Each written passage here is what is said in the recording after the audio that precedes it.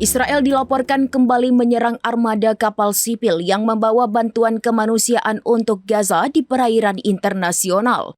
Dalam sebuah rekaman CCTV dari kapal Gaza Sunbird 1, memperlihatkan seorang tentara Israel naik ke tempat CCTV di perahu itu berada. Tak berselang lama CCTV itu pun dihancurkan tentara Israel menggunakan senjata.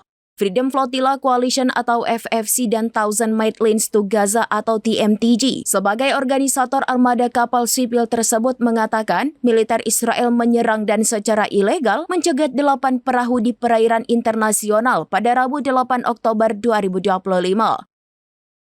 Menurut mereka, serangan tersebut dilakukan di perairan yang berjarak 120 mil laut atau sekitar 220 km dari Gaza mulai pukul 4.34 waktu setempat.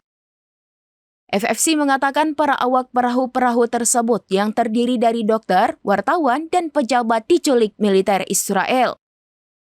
Israel juga dilaporkan menyita bantuan kemanusiaan berupa obat-obatan, alat bantu pernapasan, dan patokan nutrisi senilai $110.000 Amerika Serikat atau sekitar 1,8 miliar rupiah.